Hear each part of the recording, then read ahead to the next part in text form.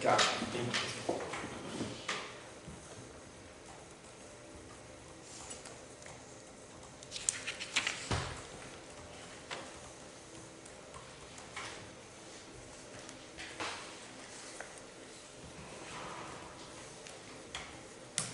All right, it is 8:30. I will call this meeting of the Public Safety Committee to order. If the chief, the clerk, please call the roll. Councilor Kirkhomer, Present. Councilor Hardon, Present. and Councilor Tishon. Present. Our first item on the agenda is review and approval of the minutes of the meetings of May 26, 2022, June 17, 2022, and July 29, 2022. I make a motion to accept the minutes as is and send them to the council. Second. We have a motion by Councilor Hardin, second by Councilor Tistoni, to accept the minutes as written. All in favor? Aye. Opposed? Motion passes. Department updates. Public Health Department was submitted. We will include the minutes for this by Deputy Saunders. So we'll move on to. Could I just make a comment on that? I just want to, just one bullet here, because today is the registration end date for the 6th on upcoming COVID shingles pneumonia vaccine clinic, Monday 3/13 at the Senior Center, 12:30 to 5. So registration for the shingles pneumonia, for shingles and pneumonia ends Monday the 6th. COVID walk-ins are welcome, so I just wanted to bring that up in the minutes from the Public Health Department. Thank you. Council. Continuing with department updates, please. Deputy Chief, are you able to?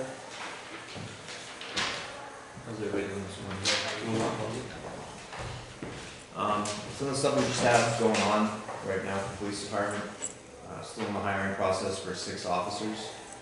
We have one graduates the academy on March 24th. We have one officer that we hired that is academy trained that's going to start March 13th. He comes to us from Quinn Sigma Community College, PD. And we have 2 that'll be going to the Holyoke Academy April 3rd. And as of right now, we have 1 officer slated to go to the Boylston Academy at the end of April. We're still working on getting 2 candidates through a series of their background stuff to get them set up for the next academy. We have a new administrative clerk and a new ACO that are both in training, started 2 weeks ago. That's going well so far. Our K-9 finished drug school, so he's back on the street now, and the dog is now dual trained in patrol and narcotics. We've implemented a new scheduling software that took effect yesterday. We've switched our archaic scheduling from pen and paper to a app. It's app-based, and everything's in there to people requesting their time off. All our scheduling's there, less room for errors that we've had in the past, and to ensure efficient scheduling. So far it seems to be working pretty well. Everybody's on board, understands it. This first month will be obviously our transition phase to completely go to the app. That's one of the things that we've been working on since December.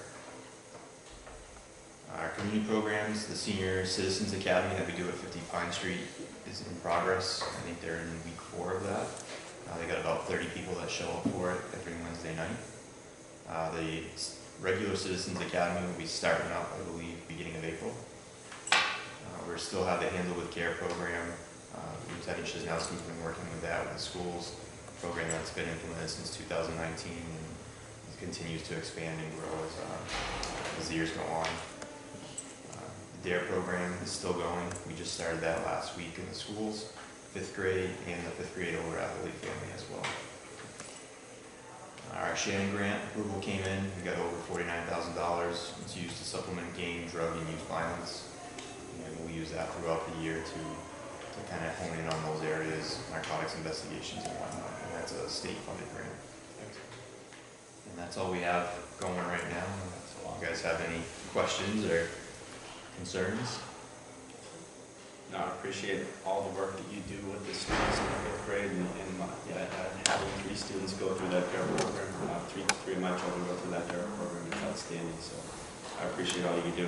Yeah, we're one of the few departments in the state that still do DARE. I think it makes an impact. Oh, it definitely does. At that age, for sure, and so I do appreciate that. Oh, thank you. Three. They've gone through it both. Yeah. We speak highly of them. Good to hear. Oh, thank you. Thank you. All right, Chief Lavoy. Morning.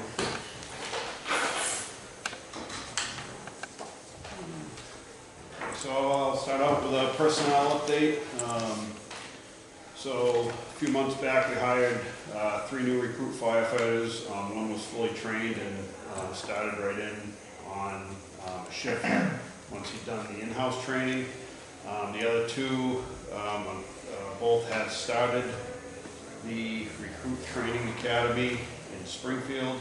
Unfortunately, they both withdrew from that class. One suffered an injury, and he has since recovered and is scheduled to return to the academy on March 27th. The second recruit had to resign due to personal reasons, so we lost one of the new hires there. We're currently in the process of hiring 3 additional new firefighters to fill vacancies. They're pretty much coming to the end of the pre-employment process and should be starting work within the next few weeks. They will work to complete in-house training and then attend the Mass Fire Academy recruit training program. We're expecting that to be done over the summer. We don't have any exact dates confirmed by the academy on that yet. In the month of February, I had another firefighter that resigned to accept a position with the Pittsburgh Fire Department. And due to the vacancies, we continue to have high overtime expenditures to fill the slots due to not being fully staffed. And the lengthy hiring process also plays into that too. And we also have one firefighter that continues to be on modified duty due to an injury on the job. As far as grants go, we did receive the Massachusetts fiscal year 23 firefighter safety equipment grant a few months ago. We've ordered new hose and nozzles, and delivery has begun on those. That's replacing equipment that goes back to the 1980s and early 90s. Some of the equipment has been delivered, and we expect the balance of it is expected within another month or 2. We also submitted an application for the fiscal year 22 FEMA Assistance to Firefighters Grant, commonly known as the AFG grant. We requested to fund new portable radios. The current portable radios we use are now 14 years old.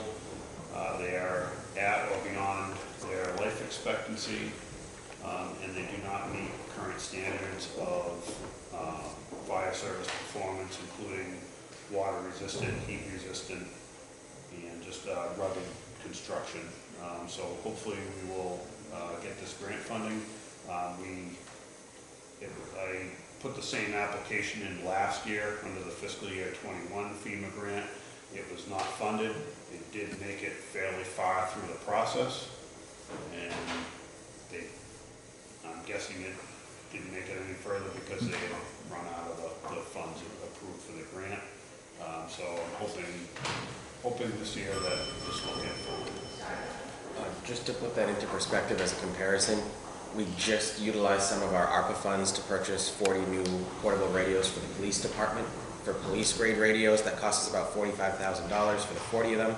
We're looking at $300,000 for the 40 for the fire department, even though it's the same amount, because they have to be fire resistant, water resistant, because if you're in a situation where they're spraying water onto a fire and you're in the building, it just has to meet certain criteria for that. So that's one of the reasons why we kind of need a grant to be able to do that rather than in-house. Yes, they are very, very expensive. As far as the fleet goes, the new apparatus purchase with the ARPA funding is I'll say, in production. They have not started work on any of the vehicles yet. Delivery remains scheduled for November of 2023 for the ambulance and May of 2024 for the engine and heavy rescue truck. Those dates, the companies keep telling us those are fluid dates based on supply chain issues. The ambulance, they're telling us it's mainly a chassis supply issue, that's going to be on a Ford chassis, and there's a lengthy time frame for delivery of the Ford chassis. The company that actually builds the ambulance box and installs all the equipment is ready to go. They're just waiting on chassis. And the engine and heavy rescue, which are custom built trucks, they utilize a lot of components made by other manufacturers like engines and transmissions and pumps. They are indicating, again, chassis component issues that's slowing the production down on those.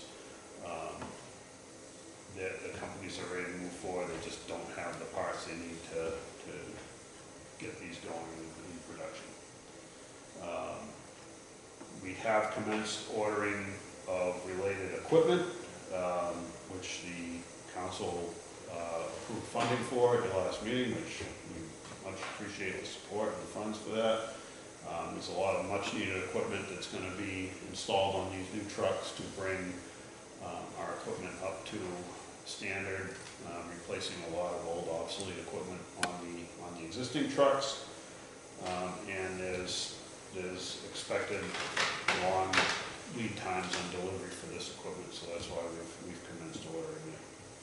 To hopefully have everything we need on hand at the time the trucks are delivered, so we can fully equip the trucks and put them right in service right away.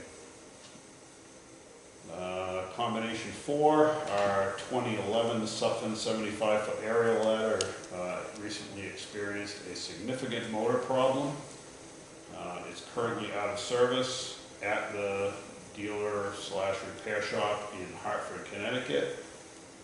They are investigating and trying to determine the cause of the motor problem. They are at the point where they're making a determination whether it's cost efficient to continue tearing down the current motor or just try to get a replacement motor. But the problem with replacement motors is they're telling us 9 to 12 months to locate a appropriate replacement motor. So they're continuing to attempt to find the cause of the problem with the current motor, and hopefully it is repairable. There was coolant found in the oil, and oil found in the coolant container, so there's a cross-contamination happening somewhere, and when it's as dangerous as that, we just want to make sure it gets fixed. But it's hard to find that pinhole leak in a fire engine-sized motor.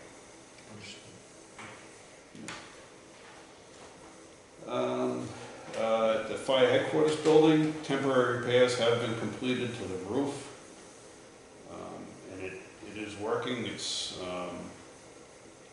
again, it's a temporary solution to the leaks that we've had there, and we've got it on the radar that this is something that really needs to be addressed, whether a full replacement is done or an overall evaluation of the facility and what we should be doing moving forward. That's all I have. Thank you. Any questions? Good. Thank you. Appreciate it. So we're in lieu of Commissioner Jean's resignation, we don't have any updates from the building department, do you? I can certainly let you know, we are currently working with an interim commissioner who's just helping us on a temporary basis. In fact, after this meeting, I'm going to interview another potential interim commissioner who can do something longer term than Mr. Cook, who's our former inspector, who's just filling in as anything that needs a zoning determination, really. We've got our 2 inspectors, Rick and Tony, who are here doing all of the inspections, but there are certain things that state law requires a commissioner's signature, so Jeff has been helping us out with that. Hopefully today we'll have someone who can come in on a more hourly basis than what Jeff's able to do, because Jeff is the full-time inspector in the town of Orange, so he can only do so much. We have posted the position. We do have 2 applicants for it right now. It does close in 2 weeks' time. So hopefully we'll be able to get that filled. But in the meantime, again, if there is anything that does require specific commissioner's signature based off of someone who does take that exam, we'll be able to do that there. State law does really hinder what we're able to do in terms of advertising for that position, because you cannot sit for the commissioner's exam unless you are already hired by a municipality. And if you do not have your commissioner's license, you have 18 months from your date of hire to take and pass the exam. Otherwise, if you continue to either take the exam and fail or fail to take the exam after that 18 months, we're required to terminate you. So we really have a tight timeline as to how we can get people in, but also a very limited applicant pool, because unlike certain other positions where you can take an exam beforehand and get all of your required certifications in order to be hired and really set yourself up in an applicant pool, we are not allowed to have that here, because you cannot sit for the exam if you're not already hired by a local government agency. So hopefully we'll have someone by the end of the month. That's my goal, because there is a lot of things happening in the city right now that if we don't have a commissioner, could put a lot of projects on hold. We're hoping to not have that happen. Thank you. All right, moving on to item 10861. This is an ordinance to amend City of Code of the City of Gardner, Chapter 600, entitled Vehicles and Traffic, Section 42, entitled One-Way Streets. This item has been on our agenda for a couple of months now. We had decided to delay it slightly until we got a Ward 3 councilor, which we now have on this commission. So I will. We already had a motion to approve and recommend to the council. The item is technically in more time, but we have already recommended this. If there's any comments on this item, If I may, Chair. What I would like to see with this ordinance, and I believe in speaking with you earlier, we would need the chief's approval. I would like to see, and I've spoken to the mayor about this as well, a 60-day review. I mean, making this a temporary change initially, similar to what we did with the rotary as you come into off of Route 2. 60-day review, get feedback from the police department as to how things are working, as opposed to making this a permanent change initially. But in addition to that, I would like to see enforced, if we do make this change, parking 25 feet from the corner, and with that being said, potentially putting up signs, in particularly on Wausau. I've driven up and down this road several times in the past month, and just after this last snowstorm, I said, what will this look like if this is a one-way? And particularly, just yesterday, we had 2 cars parked right on the corner, and we had a snowbank, and you literally cannot see cars coming down when you want to take a left-hand turn, and I believe that would be a safety issue. So I would like to see a no parking sign, if possible, put there from no parking here to corner. clarify, this is on the corner of Parker and Reagan? Reagan and Moran. That's Yeah. right, Okay. Reagan and Moran. You mentioned Wausau. My apologies. Reagan, got my streets screwed up. Reagan and Moran. It was not, it's just something that I would like to see. Deputy Chief, I know we haven't spoken to you or the chief about this, but do you have any comment on Councilor Sony? No, I would agree, we definitely do need some signs there, and I think that's something that we can bring up that traffic safety. And I don't think we can really do a vote for that, because those are signs that have to go out anyways. So I can just get in contact with Dane and have some signs put up on that.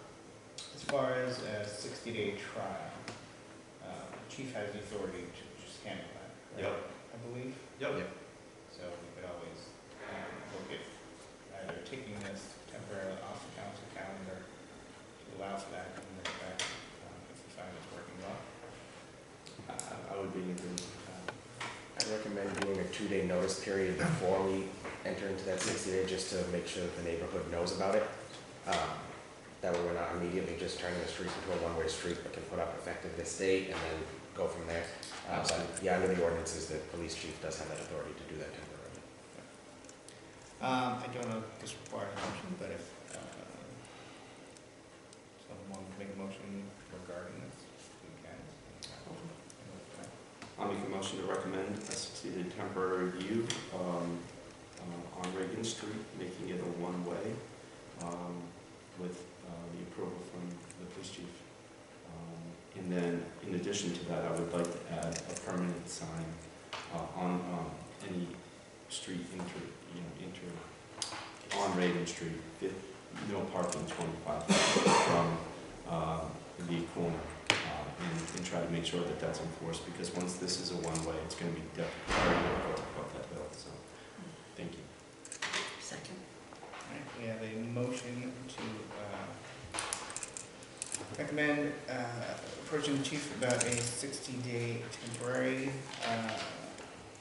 traffic change on Reagan Street to one-way, and also asking traffic commission to deal with 25-foot no parking zones.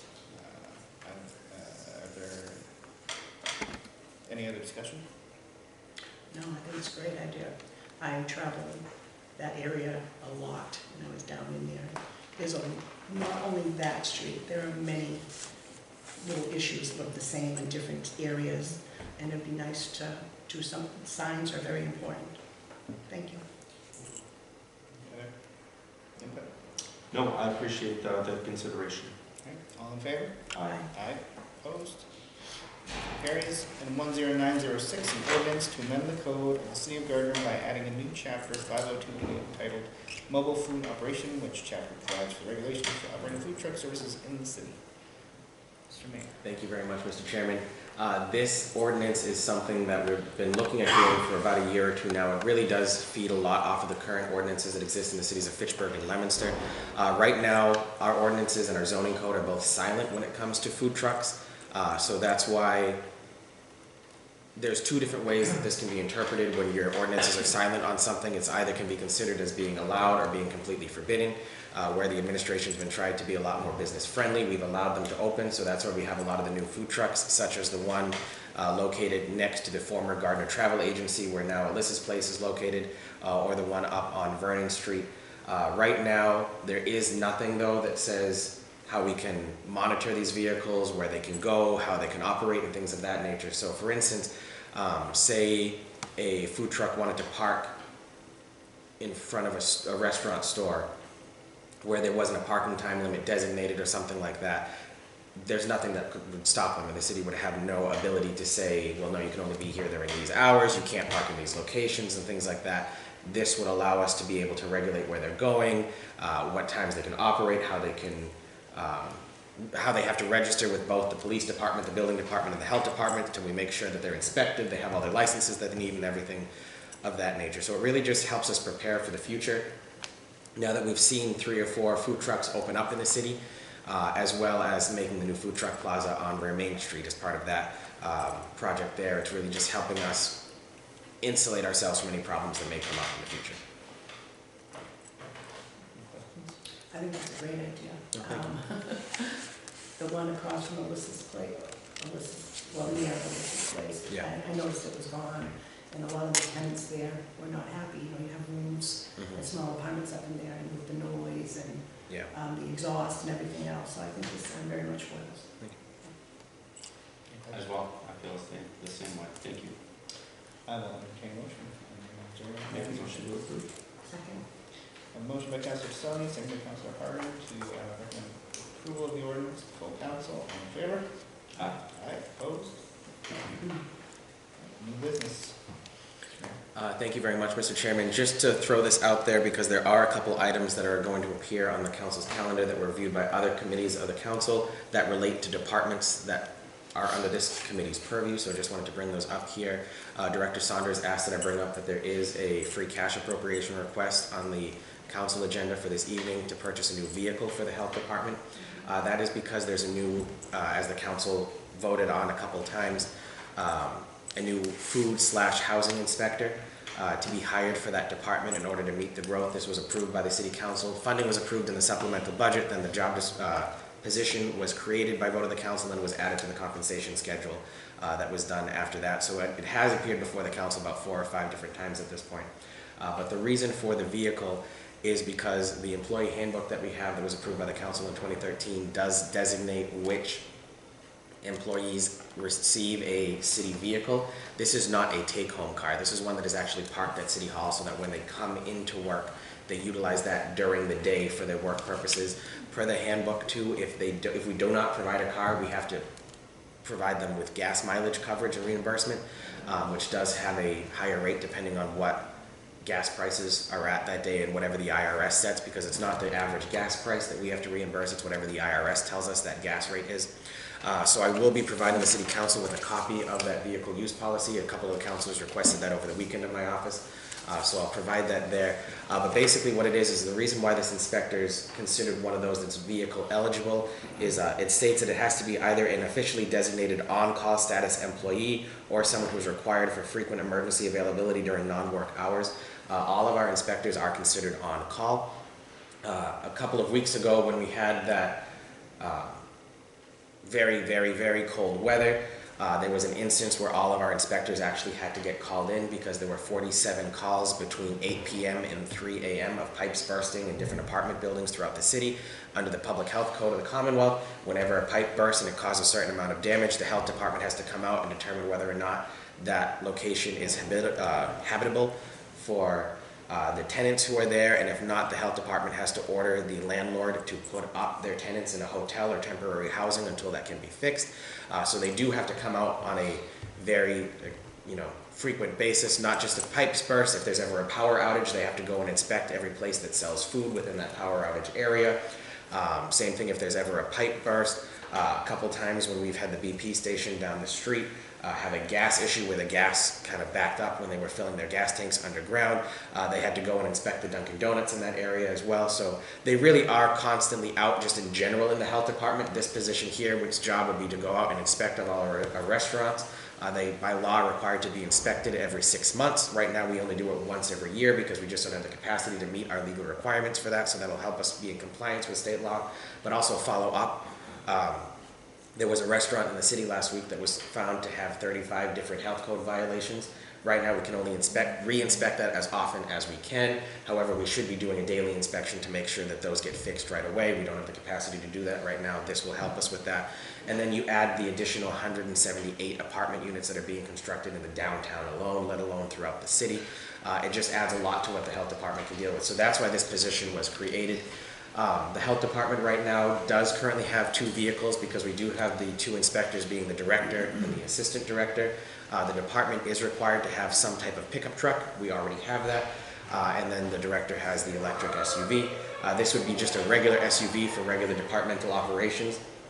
Whether it's assigned to this new inspector or reassigned to the assistant director, we have to see that based on who we hire for the position. The position's being posted this week. It's got a 2-week time frame, but we'd like to get the car because there is some wait times for that there too. So it's one of those we'd like to get the car in-house so that we don't have to hire the person, then come to the council for a 2-week to 4-week time frame to receive the money, and then another 2 to 3 weeks to get the car, and then we're paying someone to basically sit in the office for a month and a half when their job can't be done unless they're out in the field. Right now the assistant director does have a reasonable accommodation where the city had to purchase a 3-inch booster seat because she can't see over the steering wheel of the truck. So this would also alleviate that concern if we are able to reassign the vehicles that are there. So that's one of the reasons why that's up before the council for that vehicle purchase, is just to help alleviate those concerns and help us better equip that position when it becomes hired so that they can just hit the ground running. The other items before the council that's related to departments with this is just the grant writer position that's currently in the free cash appropriation request. There's Councilor Ron Cormier mentioned that there's 2,700 infrastructure grants that are being released currently. We know that those are going to be done by June, but there are a lot of public safety grants out there that, again, we have the capacity to write what we currently have and what we have been doing, but with the new extra ones that are only available this year alone, we just don't have the capacity with that.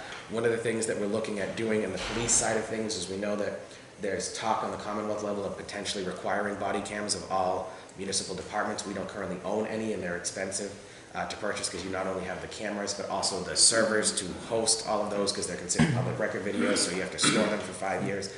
So seeing what grants are out there for that, but also on the fire side of things, the chief mentioned the condition of the fire department headquarters building. One of the proposals that's currently being thrown out by the Healy-Driscoll administration is investing some of the Commonwealth's ARPA funding to create a public safety building authority similar to the Massachusetts School Building Authority, where the Commonwealth would reimburse for certain construction projects on public safety buildings for municipal purposes.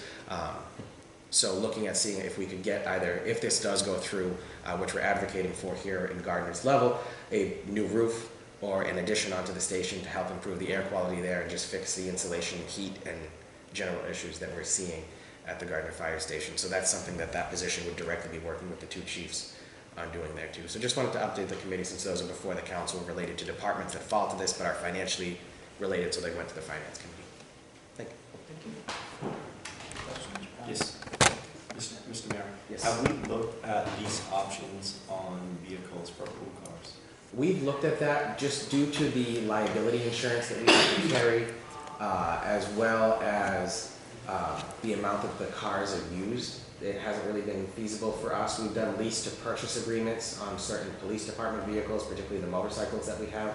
But in the long term, it's really not a financially good option for the city when you look at how often the cars are on the road.